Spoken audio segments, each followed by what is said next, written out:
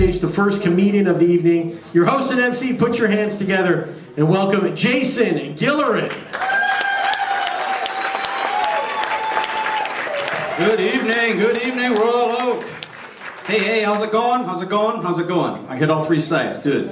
For a cold-ass Tuesday night, we got a killer crowd, right? We're gonna have a great time, let's do this. All right, let's get things started. As Joe said, my name is Jason Gillerin. I'm 47 years old. It's kind of a weird age. I start getting a little bit scatterbrained at 47, you know? Not sure if it's that late onset ADD or early onset Alzheimer's. For example, the other day I crop dusted myself. Basically, I let one rip in the kitchen, walked over to the living room, forgot why I walked into the living room, walked back to the kitchen, I was like, oh, then that was me. All right, that's how that got a clap. All right, crop dusting yourself. I also forgot my smartphone the other day. I went to work, didn't have my smartphone with me all day, which was like crazy because I had to like make eye contact with everyone else that forgot their smartphone. No one else was looking up. It was kind of weird. You know, and the drive home was just so damn boring. You know, it had like nothing to do with the red lights. You're just like, what am I doing here? You know? What else going on? 47 is the age when men basically give up fashion-wise and just stop buying new clothes, wear the same clothes the rest of their lives. Yeah. Take advantage of that by opening up a middle-aged men's clothing store called Forever 47. Yeah, perfect timing. Just going to take over all the bankrupt Forever 21s, change a couple numbers. Good to go. Everybody excited for Christmas? You excited for Christmas? You look like you celebrate Christmas. No, you don't. I know these two, and I don't think they celebrate Christmas. All right, that's okay, but you're excited for it anyways. Be excited for me being excited for Christmas. I think it's great that we have, like, you know, all this Christmas music, for example. But I feel bad for people that were like born in 1926 celebrating Christmas this year because they turned 93. And as you know, by the rules, you cannot wish them a Merry Christmas anymore because it's only for ages 1 to 92. I'm sorry, I don't make up the rules. Don't shoot the messenger. That's okay. Most 93-year-olds barely know it's Christmas. They're too busy crop dusting themselves. I wish that the radios would play a little bit more of that weather-related holiday songs, like when it's actually snowing after Christmas, right? You know. But the holiday classic "Let It Snow" kind of loses its zing in January when we actually have like 10 inches coming down on us. At that point, the song is renamed to "Fuck This Shit." We hate snow, yet we live here year-round. Last Christmas, I went to Naples, Florida. Got the hell out of the snow. It was a beautiful, beautiful town. It's a very nice town in Florida. In fact, it's the only city in Florida that does not have a quote-unquote Florida man in it. Nobody running around naked in a Waffle House if you haven't read anything about the Florida man, okay? These guys pay their taxes down there.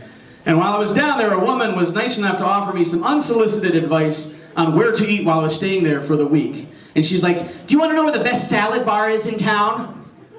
I was like, yeah, that's why Americans go to Florida, because of their delicious salad bars, right? And she said, it's at Chuck E. Cheese. It's at what the fuck? You talking about the place with the rat on the sign? The place where the logo itself is a health code violation. That's the salad bar I should be eating at. All right, okay. The place where they gotta stamp your hand if you're an adult so they know you're not a pedophile? Is that... I hope they have a sneeze guard at kids level because that salad bar sounds a little scary. What the hell is a salad at Chuck E. Cheese anyways? It's just a bowl of skee balls and tokens covered in Thousand Island? That sounds terrible.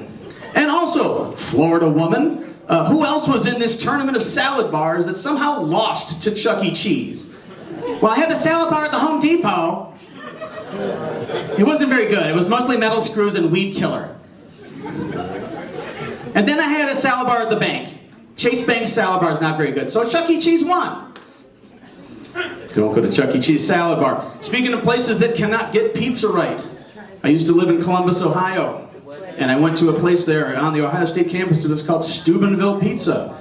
It's like, okay, Steubenville is a little BFE town in southeast Ohio, known for other things than pizza. Please Google it if you'd like to when you get home.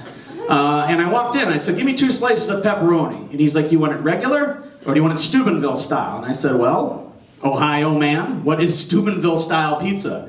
And he's like, well, we take the dough and the sauce and we bake it in the pizza oven and then we put the cheese and the pepperoni on cold. We do what the fuck? We put the dough on the side. Yeah, I heard that. I heard what you said, but that's a premature baby pizza. That's not a pizza that's ready to support itself with actual life. Like, this thing needs to go back in the incubator.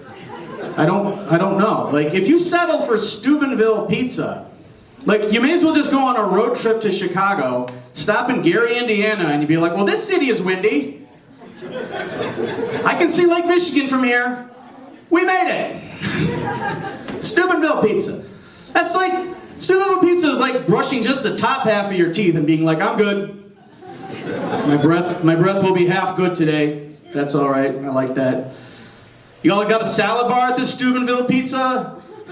He's like, yeah, we just microwave some lettuce, put it in your hand, you put some Italian dressing around your mouth, and you're ready to go, man. All right, let's move on to some dick jokes. As a lot of you know, I'm a dick doctor. I am a urologist, which means I touch penises a lot, and I get paid an actually appropriate amount for touching the amount of penises I touch.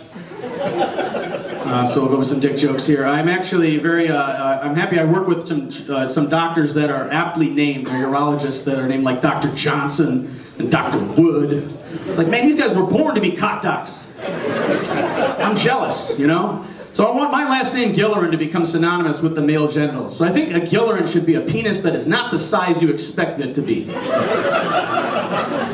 For example, like an 85-year-old guy that's this tall has got a dick down to his knees, it's this thick. I'm like, whoa, didn't see that one coming. It's a Gillerin. Likewise, a 6'7" football player with 300-pounder and he's got a pig in a blanket. Also a Gillerin, didn't see that one coming.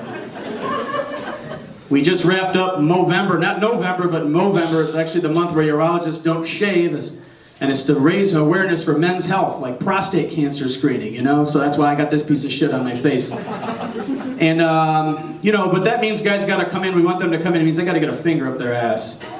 So I'm not sure who came up with the great idea to, like, make all the male doctors for a month look like Freddie Mercury. Brilliant marketing. We just go into December and just all dress up like the Village people, you know? Excuse me, sir, do you have an appointment with Dr. Indian, Dr. Construction Worker, or Dr. Leather Daddy? All right, last thing, I'll give you a word of advice. Do not ever try to outdrink a urologist, okay? Because not only will we drink you under the table, but you will also wake up the next morning with a bunch of dicks on your faces. But they'll be like elaborate, anatomically correct penises. So you look in the mirror and you'll be like, oh, that's what that part's called. I learned something last night. All right, you guys all ready to go and get started with some graduates? Let's go, okay. Let's move this show on the road.